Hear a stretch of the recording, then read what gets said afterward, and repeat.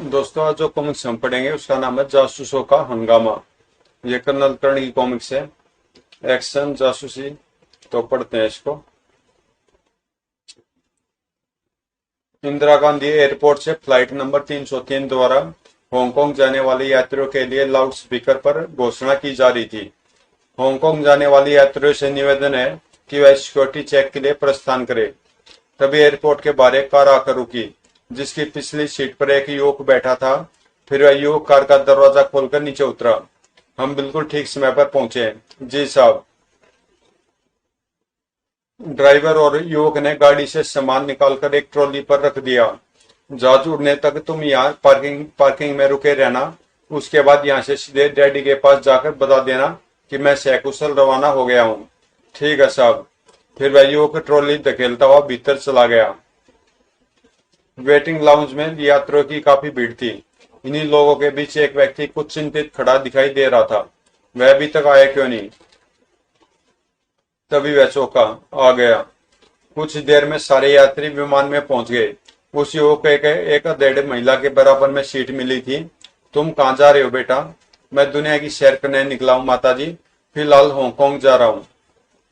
मैं भी हांगकांग जा रही हूँ। वहां मेरा बेटा रहता, बिल्कुल तुम्हारी उम्र का है। क्या नाम है तुम्हारा? जगदीप खन्ना। तभी विमान के रवाना होने की घोषणा हुई और यात्री अपनी सीट बेल्ट से कसने लगे। कुछ मिनटों बाद ही विमान ने उड़ान भरी। विजिटर गैलरी में खड़ा दाढ़ी वाला व्यक्ति वास्तव में कर्नल कर्ण था। विमान उड़ने के बाद वह एयरपोर्ट से बाहर आकर पार्किंग में खड़ी अपनी कार की ओर बढ़ा। जनरल यादव को जाकर बताना होगा कि सब्जेक्ट अपने टारगेट की ओर रवाना हो गया है। करण की गाड़ी शहर की ओर जा रही थी। तभी अरे इतनी तेज क्यों जा रहा है? जूम। कुछ सोचकर उसने भी अपनी गाड़ी की गति बढ़ाई। इस मामले में मैं मामूली सी बात को भी अनदेखा नहीं कर सकता। उसकी जल्दबाजी कुछ संदिग्ध लग रही है। पीछा करता हूँ। शहर के निकट पहुंचकर वह एक बार फिर चौंका। अरे यह तो मार्केट की ओर जा रहा है, जबकि इसे एयरपोर्ट से सीधे हेडक्वार्टर पहुंचने का आदेश दिया गया था। फिर उसने अगली गाड़ी को एक रेस्टोरेंट के सामने रुकते देखा। क्या यह ड्यूटी के वक्त चाय पीने आया है? 2 मिनट प्रतीक्षा करने के बाद वह भी गाड़ी से उतरा। रेस्टोरेंट में जाकर देखता हूँ क्या कर रहा है। वह भी दरवाजे से कुछ गज दूरी था कि अरे यह तो वापस आ गया। 2-3 मिनट के भीतर यह अंदर से कुछ खा पी कर तो आ नहीं सकता। जब वह अपनी गाड़ी में जा बैठा तो कर्ण तेजी से आगे बढ़ा और कौन हो तुम? कर्नल कर्ण। ओ शराब। हाँ, क्या मैं पूछ सकता हूँ कि तुम रेस्टोरेंट में क्या करने गए थे? तुम्हें तो सीधे हेडक्वार्टर पहुंचने का आदेश दिया गया था। ड्राइवर का चेहरा भय के कारण पीला पड़ गया था। बात यह थी सर, मुझे टॉयलेट जाना था। तुम इतना घबरा क्यों रहे हो? अच्छा गाड़ी स्टार्ट करो, हम हेडक्वार्टर चलकर बात करेंगे। गाड़ी ड्राइव करते हुए उसके हाथ स्पष्ट रूप से कांप रहे थे। इसकी घबराहट बता रही है कि जरूर कोई गड़बड़ है। फिर एक चौराहे पर रेड लाइट के कारण जैसे ही गाड़ी रुकी, कहाँ जा रहे हो? मगर उसने कर्ण की बात नहीं सुनी। वो ट्रैफिक के बीच से दौड़कर दूसरी ओर जाने लगा। रुक जाओ। कर्ण उसके पीछे भागा। रुक जाओ वरना गोली मार दूंगा। ड्राइवर अंधाधुंध भाग रहा था। दूसरी तरफ की सड़क पार करते हुए एक तेज रफ्तार ट्रक ने न देख सका और आई दौड़। ओह! करण दौड़ता हुआ निकट पहुंचा। ओह गॉड, यह तो मर गया। इस घटना को सुनकर जनरल यादव के चेहरे से परेशानी साफ झलक रही थी। तुम्हें पूरा विश्वास है कि वह गद्दार था?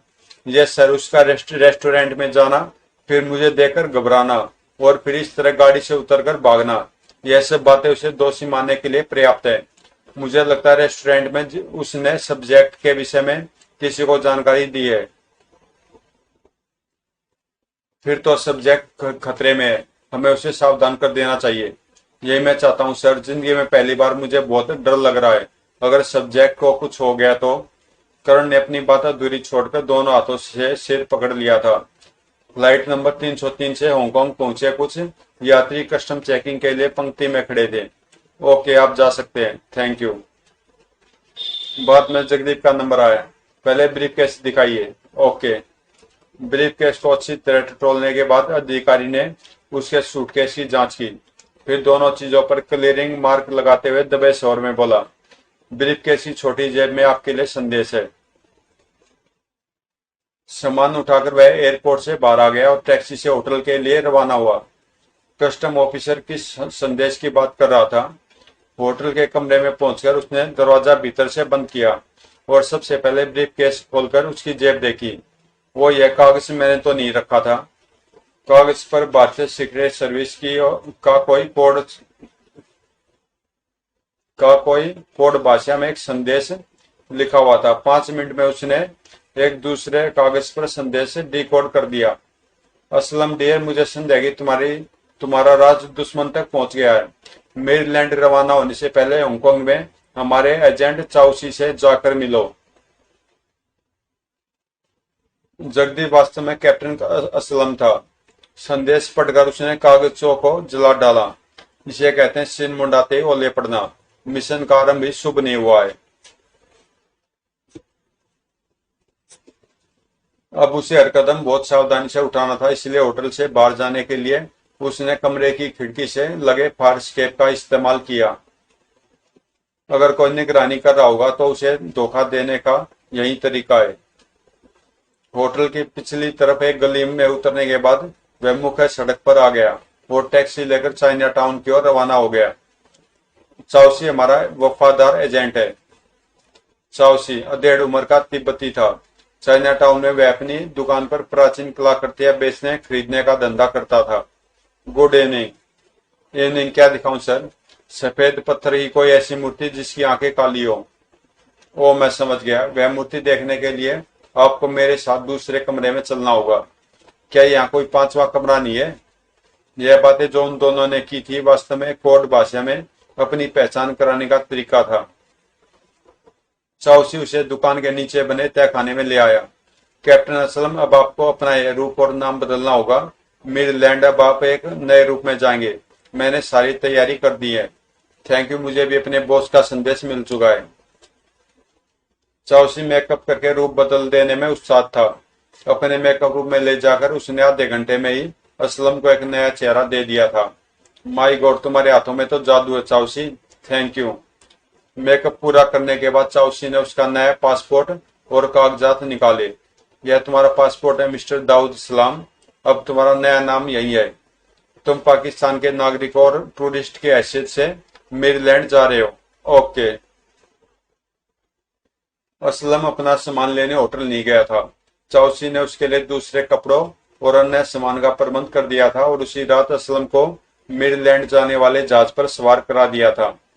खुदा करे इस बार कोई गड़बड़ न हो। सुबह 6 बजे विमान मेरीलैंड की राजधानी ड्रीम सिटी के एयरपोर्ट पर उतरा। कस्टम चेकिंग के समय असलम का दिल किसी अज्ञात भय के कारण तेजी से धड़क रहा था, मगर चेहरे से वह बिल्कुल शांत दिखाई देता था। अगर यहाँ की सरकार को मेरे पहुंचने की सूचना मिल चुकी है तो एयरपोर्ट पर स्थानीय जासूस अवश्य मौजूद होंगे। तभी अरे, यह तो पुलिस का बड़ा अफसर है। कस्टम अधिकारी हर यात्री का पासपोर्ट देखकर ऊंचे स्वर में उसका नाम पढ़ता था। Mister Robert Smith from Australia. Police अधिकारी को नाम बताने के लिए वह ऊंचे स्वर में बोल रहा है। इसका अर्थ है यह अधिकारी मेरी तलाश में यहाँ आया है। कुछ देर बाद मिस्टर दाऊद सलाम फ्रॉम पाकिस्तान। वह मेरी ओर ध्यानपूर्वक देख रहा है। उसका सामान चेक करने के बाद कस्टम अधिकारी ने क्लियरिंग मार्क लगाया। आप जा सकते हैं। Thank you. थैंक गॉड, इन्हें शक नहीं हुआ यह तो जगदीप खन्ना को खोज रहे होंगे। और जब वह अपने सामान की ट्रॉली धकेलते हुए बाहर जा रहा था, सुनिए मिस्टर। यस। असलम ने बड़ी मुश्किल से सांप पर काबू रखा था। आप हांगकांग से आ रहे हैं? जी हाँ। क्या इसे शक हो गया है? जरा ये तस्वीर देखिए। तस्वीर देखकर उसका दिल बड़ी जोर से उछला, लेकिन उसका चेहरा बेजान रहा। यह उसकी अपनी तस्वीर थी। ओ गॉड। हांगकांग से आने वाले जहाज में आपने इस व्यक्ति को तो नहीं देखा? जी नहीं, यह व्यक्ति जहाज में तो नहीं था। थैंक यू, बस मुझे यही पूछना था। अब किसी शक की गुंजाइश नहीं रही। यह लोग मेरी तलाश में है। कुछ देर बाद वे होटल के कमरे में आराम से बैठा था। मैं उनकी आंखों में दूध जोकर मेरीलैंड में घुसने में तो सफल हो गया हूँ, लेकिन अब देखना यह है कि अपने असली मिशन में सफल हो पाता हूँ या नहीं। मीरलैंड की राजधानी ड्रीम सिटी विश्व के सुंदर शहरों में गिनी जाती थी। यह शहर पर्यटकों के लिए आकर्षण का केंद्र था। असलम भी 2 दिन तक साधारण पर्यटक के रूप में शहर की तफरीह करता रहा। होटल में उसने एक कार किराए पर ले ली थी। यात्रा करते हुए वह इस बात का विशेष ध्यान रखता था कि कोई पीछा तो नहीं कर रहा था। 2 दिन में मुझे एक भी संदिग्ध व्यक्ति अपने पीछे दिखाई नहीं दिया। इसका अर्थ है मैं धोखा देने में सफल हो गया हूँ। तीसरे दिन सुबह उस अपने कमरे में नाश्ता मंगाया। जब बेरा नाश्ता की ट्रे लेकर आया, सुनो भाई, शहर के पश्चिमी क्षेत्र में काफी सुंदर पहाड़ियां वगैरह है। मैं वह जगह देखना चाहता हूँ। जी सर, उधर देखने लायक बहुत सी जगह है। अगर आप चाहे तो होटल का गाइड आपको वहां ले जा सकता है। गाइड की जरूरत नहीं है, तुम मुझे शहर का एक नक्शा ला दो, मैं खुद ही नक्शे की मदद से वहां पहुंच जाऊंगा। ठीक है सर, खाली बर्तन उठाने आऊंगा तो नक्शा लेता आऊंगा। कुछ देर बाद बेरा नक्शा ले आया। उसके वापस जाने के बाद असलम ने मेज पर नक्शा फैलाया। यह वह पहाड़ी क्षेत्र है। फौजी एयरपोर्ट इस क्षेत्र से पहले ही होना चाहिए। एक स्थान पर हवाई अड्डे का सिंबल नजर आ गया। यह रहा हवाई अड्डा, यही मेरी मंजिल है। कुछ देर बाद उसकी गाड़ी एक हाईवे पर दौड़ी जा रही थी। 2 घंटे में मैं वहां तक पहुंच जाऊंगा। 2 घंटे बाद वह ऐसे क्षेत्र में पहुंच गया जहां चारों ओर खाली जगह थी। दूर दूर तक सिर्फ मैदान दिखाई दे रहे थे। एक तरफ सड़क के किनारे बोर्ड लगा था। मैं अपनी मंजिल तक पहुंच गया हूं, लेकिन यहाँ किसी एयरपोर्ट के निशान तो दिखाई नहीं दे रहे। गाड़ी से उतरकर उसने जेब से छोटी दूरबीन निकाली और चारों ओर का निरीक्षण करने लगा। अचानक वह चौंक पड़ा। ओह, एक फाइटर एयरक्राफ्ट ने वहां से उड़ान भरी है। अब समझ में आया, यह हवाई अड्डा भूमिगत है। कुछ क्षण में विमान आकाश की ऊंचाइयों में खो गया। तो मैं मिली सूचना सही थी। इस अड्डे से उड़कर ही मीरलैंड के लड़ाकू जहाज हिंद महासागर में किसी गुप्त क्षेत्र में पहुंच रहे हैं। जबकि मीरलैंड सरकार ने हमें आश्वासन दिया था कि उनका यह फौजी अड्डा बंद कर दिया गया है और यहाँ खड़े 85 विमानों ने पिछले 6 महीने से कोई उड़ान नहीं भरी है। और जब यूएनओ को जांच दल ने यहाँ का दौरा किया था तो उसने 50 के 50 विमान हैंगर में खड़े देखे थे। अतः यूएनओ ने भी भारत सरकार से मीरलैंड सरकार के बयान की पुष्टि कर दी थी, लेकिन अभी भी मेरी आंखों के सामने यहाँ से एक विमान ने उड़ान भरी है। तभी आकाश में गड़गड़ाहट सुनाई दी और शायद वह विमान वापस आ रहा है। कुछ ही क्षण में विमान नीचा होते हुए उसके ऊपर से गुजरा। अरे, यह वह विमान तो नहीं है। उस पर तो MAF-2 अंकित था। MAF-45। विमान दूर जाकर लैंड कर गया और नजरों से ओझल हो गया। माय गॉड, मैं समझा यह लोग क्या चालाकी कर रहे हैं। अच्छे लड़ाकू जहाजों को यहाँ से उड़ाकर हिंद महासागर में भेजा जा रहा है और खराब तथा लड़ने में असक्षम विमानों को उनकी जगह यहाँ लाया जा रहा है। और चेक करने वालों को यहाँ हमेशा 50 जहाज खड़े ही दिखाई जाते होंगे। मेरा मिशन सफल हो गया। मैंने इनका एक महत्वपूर्ण राज पा लिया है। सफलता के जोश में असलम असावधान हो गया था और उसने दूर से आती एक वैन की ओर ध्यान ही नहीं दिया था। वैन जब निकट आकर रुकी तो वह चौंका। ओ, यह लोग कौन है? Good noon captain Aslam. क्या? मैंने तुम्हें कैप्टन असलम कहकर तुमसे कोई गलती नहीं की है। तुम ये हमारी जासूसी करने आए हो ने। आप लोगों को कुछ गलतफहमी हो गई है। अचानक डिशुम। ओह, हमें कोई गलतफहमी नहीं है। तुम भारतीय जासूस कैप्टन असलम हो।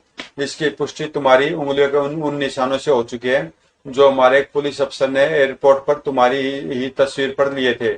उसे तुम पर शक हो गया था और हम लोग दूर रहकर तुम्हारी निगरानी कर रहे थे। आज जब तुम्हारे होटल से रवाना होने के बाद बेरे ने हमें बताया कि तुमने शहर के इस क्षेत्र का नक्शा मंगाया था, तो हम समझ गए कि तुम यहाँ कहाँ जाना चाहते थे। वह बेरा हमारी आदमी है। उसके कहने पर ही तुम्हारे स्वागत के लिए हम यहाँ पहुंचे हैं। अब बोलो, क्या कहते हो? अब मैं क्या कह सकता हूँ? झूठ बोलने से कोई लाभ नहीं होने वाला हूँ। कुछ नहीं। फिर उन्होंने असलम की जेबों से सारा सामान निकाल दिया। अगले पल उसकी आंखों पर काली पट्टी बांध दी गई और उसे वैन में बिठा दिया गया। चलो अंदर। मीरलैंड सीक्रेट सर्विस के स्थानीय हेडक्वार्टर में असलम कुर्सी से बंधा बैठा था। उसके चेहरे का मेकअप उतारा जा चुका था। सीक्रेट सर्विस का एक बड़ा अफसर मेजर बर्नार्ड उसके सामने खड़ा था। हाँ हाँ captain Aslam, assistant of great colonel Karan, कैसा लग रहा आपको? जैसा कि दुश्मन को सामने देखकर लगना चाहिए। मैं तुमसे तनिक भी भयभीत नहीं हूँ मेजर बर्नार्ड। जब मैं तुम्हारे शरीर की सारी खाल ब्लेड से खुरच कर उतारूंगा तो सारी अकड़ निकल जाएगी। खैर फिलहाल तो मैं तुम्हें जिंदा रहने का एक चांस देना चाहता हूँ। ओह, तो जिंदा रहने के लिए मुझे क्या करना होगा मेजर बर्नार्ड? अपनी सीक्रेट सर्विस का एक एक राज मुझे बताना होगा। भारत की फौजी शक्ति के विषय में पूरी जानकारी देनी होगी। और बकवास बंद करो मेजर बर्नार्ड। तुम मुझसे मेरे देश के विषय में एक शब्द भी नहीं पूछ सकोगे। मुझे मार भी डालोगे तब भी नहीं। अभी से मरने की कामना क्यों करते हो प्यारे? अभी तो कुछ दिन तुम हमारे टॉर्चर चैम्बर में बिताओगे, लेकिन फिलहाल तो एक छोटा सा नमूना देख लो। फिर मेजर उस पर पागलों की तरह गुस्से बरसाने लगा। धौड़ झुम ठोक आह। असलम के बेहोश होने तक वह लगातार गुस्से बरसाता रहा था। फिर दूसरे कमरे में जाकर उसने अपने सहायक को संबोधित किया। कैप्टन असलम के पकड़े जाने की खबर भारत जरूर पहुंचेगी और फिर कर्नल करण अपने साथियों को आजाद कराने के मिशन पर निकलेगा। हमारे पंजे से किसी को आजाद कराना सरल काम नहीं है सर। यह मैं जानता हूं, लेकिन जिस व्यक्ति का नाम कर्नल करण है उसे शायद तुम लोग नहीं जानते। उस जैसा चालाक, बहादुर और शक्तिशाली इंसान सैकड़ों वर्षों में एक बार जन्म लेता है। असलम को आजाद कराने वह यहाँ जरूर आएगा। इंडिया में अपने जासूसों को संदेश भेज दो कि करण की हर गतिविधि पर नजर रखे और हर 4 घंटे बाद हमें रिपोर्ट भेजते रहे। Okay sir. उधर जनरल यादव ने इनकार में गर्दन हिलाते हुए कहा, नहीं कर्नल कर्ण नहीं, मैं तुम्हें मीरलैंड भेजकर मौत के मुंह में नहीं धकेल सकता। मुझे यह सूचना मिली है कि वहां की सीक्रेट सर्विस तुम्हारे मीरलैंड पहुंचने का अंदाजा लगा चुकी है और उन्होंने तुम्हारे स्वागत की तैयारी भी कर ली है। मुझे इसकी परवाह नहीं है सर। असलम को वापस लाने के लिए मैं मौत से भी टकरा सकता हूँ। तो यह तुम्हारा अंतिम फैसला है? यस सर, आप जानते हैं कि मैं असलम को कितना चाहता हूँ। इस वक्त वह शत्रु की कैद में है। मैं यहाँ आराम से नहीं बैठ सकता। मुझे उसकी मदद के लिए जाना ही होगा सर। या तो मैं उसे जीवित वापस लेकर आऊंगा या फिर इस संघर्ष में अपने भी प्राण दे दूंगा। ऑल राइट कर्नल, तुम्हारी भावनाओं का सम्मान करते हुए मैं तुम्हें जाने की अनुमति दे रहा हूँ। मीरलैंड में हमारा एक स्लीपिंग एजेंट मौजूद है। पिछले 10 वर्ष से वह एजेंट वहाँ खामोश पड़ा है और तरक्की करते हुए वहाँ का बहुत बड़ा आदमी बन गया है। सरकारी लोगों से उसकी अच्छी जान पहचान है। मैं उसे संदेश भेज देता हूँ। अब वह अपना कवर उतारकर खुलकर तुम्हारी मदद के लिए मैदान में उतर जाए। Thank you sir. इसके अलावा भी मुझे हांगकांग, सिंगापुर और अर्जुना में मौजूद अपने सभी एजेंटों की मदद चाहिए होगी। मीरलैंड में डायरेक्ट नहीं जाऊंगा। मैंने एक पूरी योजना तैयार कर ली है। मुझे भी अपनी योजना समझाओ। करण उन्हें विस्तार से अपनी योजना समझाने लगा। अगली सुबह करण एयर इंडिया की फ्लाइट से हांगकांग के लिए रवाना हुआ। एयरपोर्ट स्थित पब्लिक बूथ से एक व्यक्ति किसी को फोन पर बता रहा था, उसके पास हांगकांग तक का टिकट है। मेरी आंखों के सामने वह विमान में सवार हुआ है। उधर मीरलैंड में मेजर बर्नार्ड अपने सहायकों के साथ बातचीत कर रहा था। कर्नल कर्ण अपने मिशन पर निकल चुका है। आज रात वह हांगकांग पहुंच जाएगा। हांगकांग में अपने आदमियों को आदेश दे दो कि उसके स्वागत के लिए एयरपोर्ट पहुंच जाए। विमान से उतरने के बाद कर्ण को एक क्षण के लिए भी नजरों से ओझल न होने दिया जाए। Okay sir. एयर इंडिया के विमान द्वारा भारत से आए यात्री हांगकांग एयरपोर्ट पर कस्टम चेकिंग के लिए पहुंच चुके थे। इसमें कर्नल कर्ण तो नहीं है, यही मैं देख रहा हूँ। यह दोनों मीरलैंड के जासूस थे। तो क्या वह विमान से नहीं उतरा? चेक करना पड़ेगा, क्योंकि एयर इंडिया का यह विमान यहाँ रुककर अर्जुना जा रहा है। हो सकता है करण अर्जुना जाकर उतरे। करण इस समय विमान के टॉयलेट में अपना हुलिया बदलने में व्यस्त था। बस इतना ही ठीक है। उसने जानबूझकर ऐसा मेकअप किया था कि ध्यान से देखने पर उसे आसानी से पहचान लिया जाए। टॉयलेट से बाहर आकर वह अपनी सीट की ओर नहीं गया, बल्कि एक दूसरी सीट पर जा बैठा। अब उसका नाम अशोक महाजन था और वह अर्जुना जा रहा था। कुछ ही देर बाद मीरलैंड का एक अन्य जासूस कस्टम अधिकारी के रूप में विमान में आया और यात्री को ध्यानपूर्वक देखने लगा। क्या बात है ऑफिसर? कुछ नहीं मादा, मैं अर्जुना जाने वाले यात्रियों की गिनती करने आया हूँ। करण की ओर उसने बड़े ध्यान से देखा। यही है, तो इसने मेकअप करके हुलिया बदल दिया है। उसने मुझे पहचान लिया। चलो अच्छा हुआ, अब मैं उनके साथ चूहे बिल्ली का खेल खेलूंगा। वापस से एयरपोर्ट की इमारत में जाकर उसने साथियों को रिपोर्ट दी। करण ने अपना हुलिया बदल दिया है। वह इस वक्त चेक का सेट सूट पहने हैं और अशोक महाजन के नाम से अजुना जा रहा है। Thanks for the information. सुबह 6 बजे विमान अजुना पहुंच गया। एयरपोर्ट पर मेरीलैंड के 8-10 जासूस मौजूद थे। करण को उन्होंने तुरंत पहचान लिया। यही है। मैं जाकर अपने आदमियों को खबर करता हूँ। सब लोग अलग अलग कारों में उसका पीछा करेंगे। और जब वह टैक्सी में बैठकर होटल के लिए रवाना हुआ तो जासूसों की पूरी बारात उसके पीछे थी। जासूसों की इस बारात में भारतीय एजेंट भी शामिल थे, लेकिन मेरीलैंड के जासूसों को इसका पता नहीं था। होटल के कमरे में पहुंचकर करण ने स्लीपिंग सूट पहना और सोने के लिए बिस्तर पर लेट गया। जगने का काम उन सालों का है। मैं तो थोड़ी देर सोकर सफर की थकान उतारता हूँ। शाम 5 बजे वह सोकर उठा और नहाने के बाद रूम सर्विस को फोन करके कमरे में कुछ खाने के लिए मंगाया।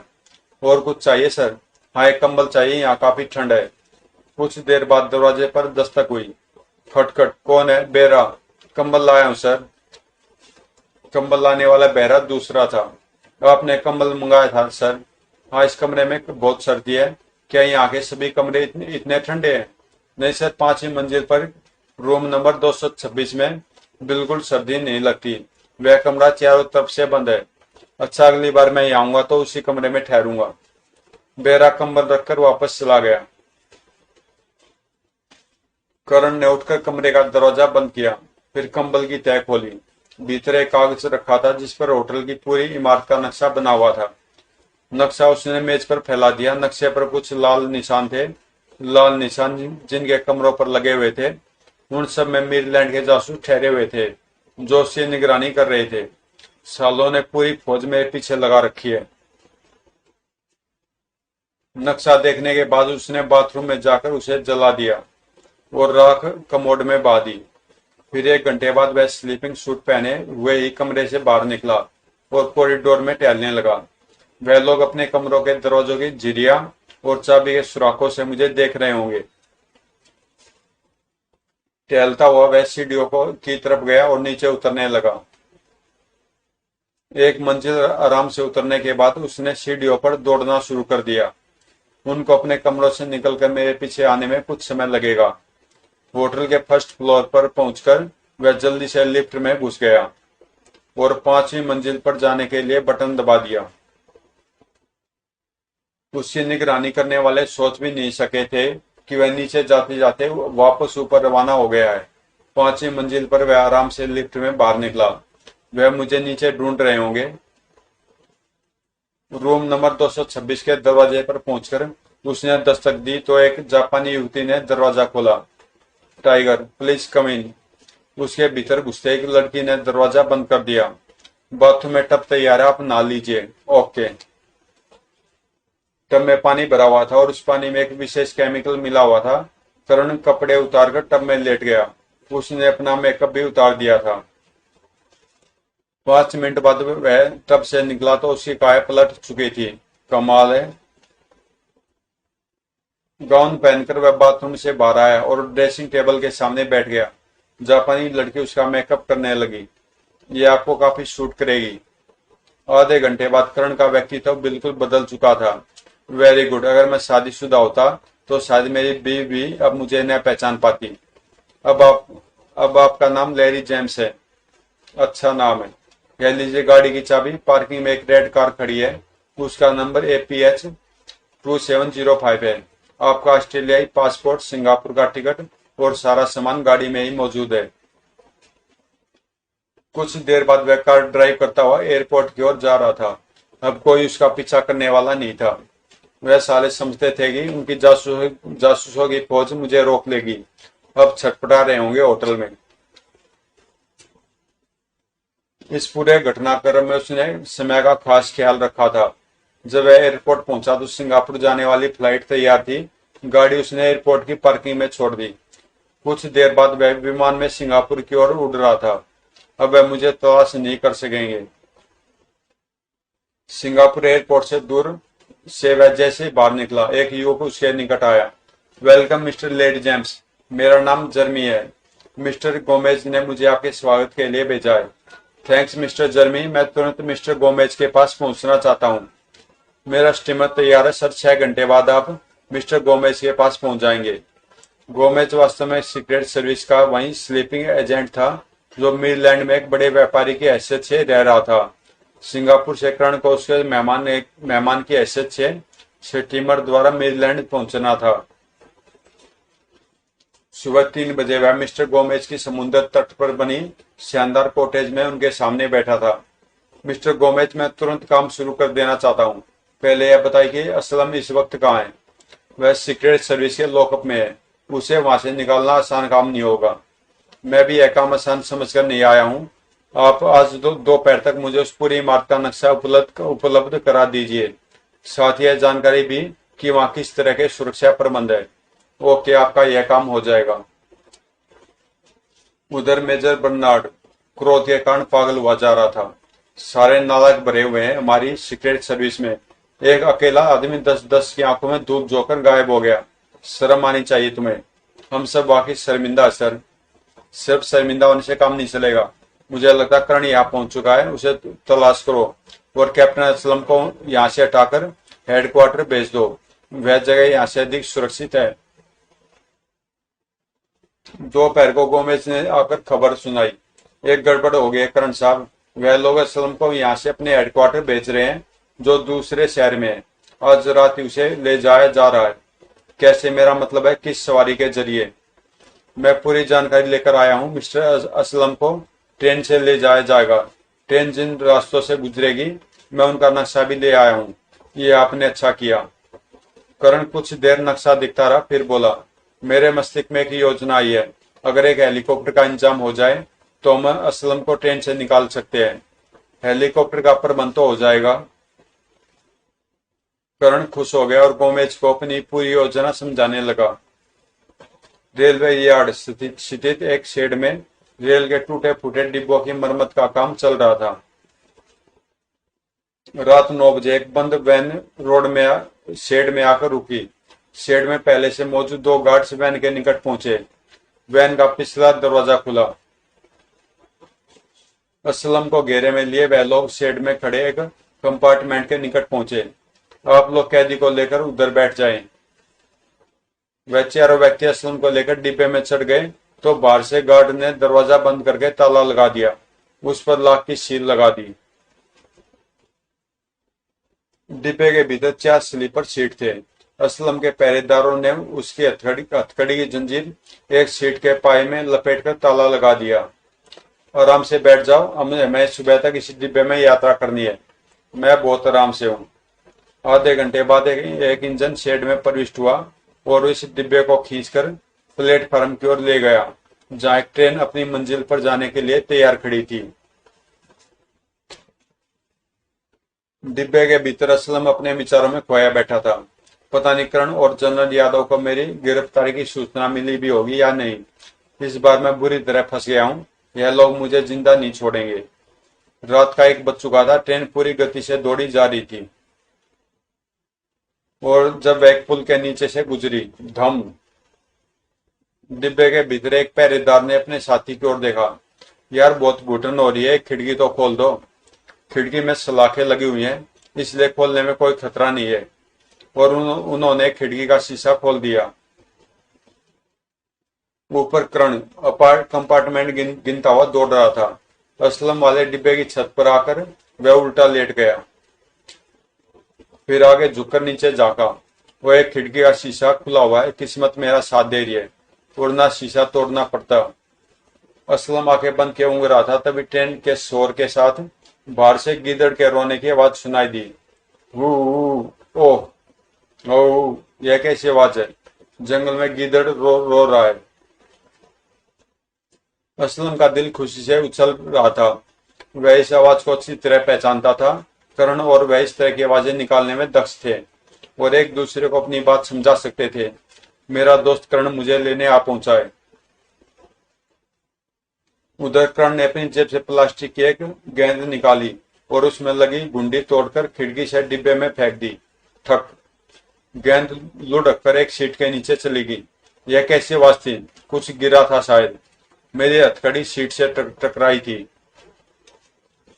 अचानक खो खो, ओह यह क्या हो रहा है? असलम को करण का संदेश मिल चुका था, इसलिए वह पहले ही सांस रोक चुका था और अब हाथ से नाक भी बंद कर ली थी। कुछ क्षणों में चारों बेहोश होकर लुढ़क गए। असलम ने गार्ड की जेब से चाबी निकालकर अपनी हथकड़ी खोली। अब मैं बच जाऊंगा। फिर वह खिड़की के निकट पहुंचा। हाउ! तुरंत ही ऊपर से करण ने उसे लोहे की छड़ी पकड़ा दी। वह छड़ी उसने खिड़की की सलाख में फंसाई और खटाक, जल्दी बाहर निकलने का रास्ता बन चुका था। आ जाओ। कुछ ही क्षण में वह ऊपर पहुंच चुका था। करण, मेरे भाई। असलम। कुछ क्षण बाद दोनों का जोश कम हुआ। अब ट्रेन से कहाँ उतरेंगे, देखते जाओ। करण ने जेब से पॉकेट ट्रांसमीटर निकाला और गोमेज को सिग्नल देने लगा। 1 मिनट बाद ही आकाश में घरघराहट हुई। घर हेलीकॉप्टर? हाँ, वह हमें लेने आ रहा है। हेलीकॉप्टर सम गोमेज उड़ा रहा था। वह हेलीकॉप्टर को ट्रेन के निकट ले आया और रस्सी की सीढ़ी नीचे लटकाई। पहले तुम सीढ़ी पकड़ना। फिर पहले असलम सीढ़ी पर चढ़ा, बाद में करण। कुछ देर बाद वह हेलीकॉप्टर में थे। रिहाई मुबारक हो कैप्टन असलम। Thank you. यह मिस्टर गोमेज असलम।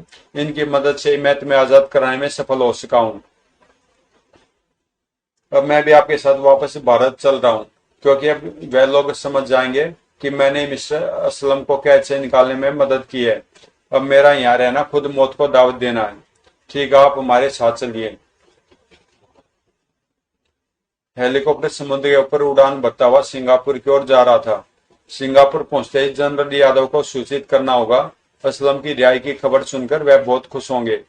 होना ही चाहिए, आखिर वह हमारे गॉडफादर हैं। दोस्तों, कॉमिक्स यहीं पे समाप्त होती है। अगर आपको पसंद आए तो प्लीज चैनल को सब्सक्राइब कर देना और मिलते हैं किसी अगली कॉमिक्स में।